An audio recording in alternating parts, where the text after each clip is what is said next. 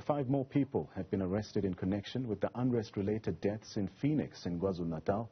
While police investigate how the deaths occurred, the South African Human Rights Commission is probing hate crimes. For a wrap of this week, here's a report filed by Newzroom Afrika's Karinda Jagmohan.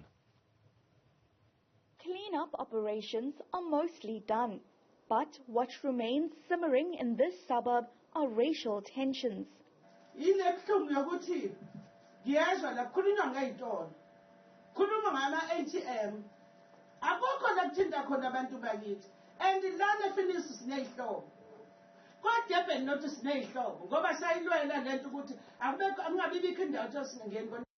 On Tuesday, Parliament's Joint Standing Committee on Defence heard about racial profiling, which dominated several community roadblocks across the province.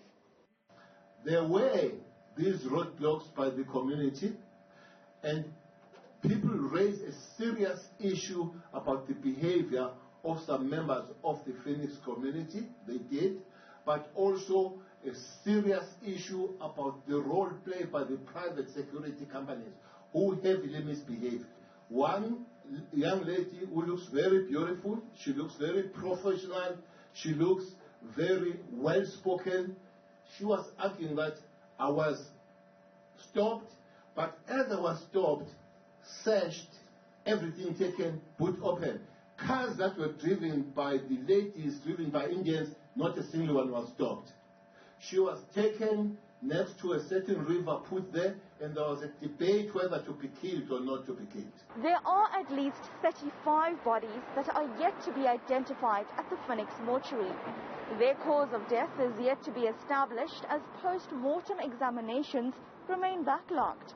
This has left a young mother in despair as she tries to come to terms with the sudden death of her son during the height of the unrest. And they asked me, what was happened to your son, sister? Then I say, I really don't know. Only I sent him to tuck shop, then he came back. Then I found him on top of the bed. He couldn't talk, he couldn't open the mouth. Only was breathing the blood and everything. Then say, hey, your son, it looked like somebody shoots him. It's unclear how 15-year-old Tula Sizwe Nzimande was killed. Police suspect a stray bullet entered the Nzimande family home. They found the small holes there. They say, hey, Mama, there is a hole for the gun. Then we are opposite, no, down there, the place we are staying. And we are opposite with Phoenix, only like this and that side. Only the boundary is a river. I don't know how can I maintain to understand that situation. Only that he was like my friend, he was like my brother. If I'm fighting with his big brother, he was came by me. He said, no, mommy, don't fight with my big brother. Try to explain. More than 70 police officers and SANDF members have since been deployed to protect these areas. 10 detectives from outside the police precinct are investigating the violence.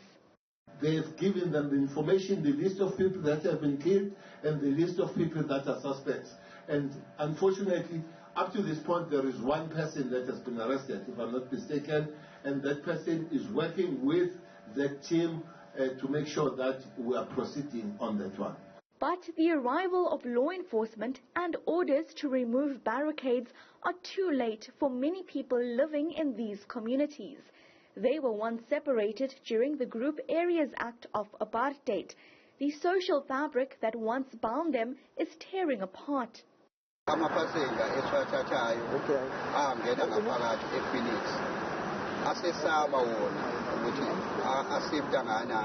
things go west, people get more hungry. It's going to be worse than this. So to stop it, they must stop doing those barricading they do. They must let the soldiers and the police do that. They must just sit at home and relax because we are not aftering them. The South African Human Rights Commission is probing the matter. Meanwhile, Indian people here say acts of vigilantism must be dealt with and perpetrators of hate crimes be arrested before peace becomes unattainable. That as an Indian community, we don't want conflict. We don't want violence. We don't want any kind of conflict in the future. All we want right now is for peace. Yes. That's all we want. We don't want to hear of any person sending voice messages into Phoenix to say to us, we're coming tonight. We're coming with soldiers. We're coming with a lot of people to come and destroy lives. That is all that we're asking for. We want us to, all of us to get together now to rebuild ourselves, rebuild our community, rebuild South Africa. And if we stand together, we can do this. But if we divide ourselves, if we go behind racial lines and say to ourselves, the blacks are one side, the Indians are one side, we're not going to help one another, then we will be divided. So the appeal to all South African citizens at this point in time, let's unite, let's group together, let's leave the racial barriers aside, because we are the common people, and the common people always work together. For Newzroom Afrika on Channel 405, I'm Karinda Jagmohan with Pilani Zuma in Phoenix.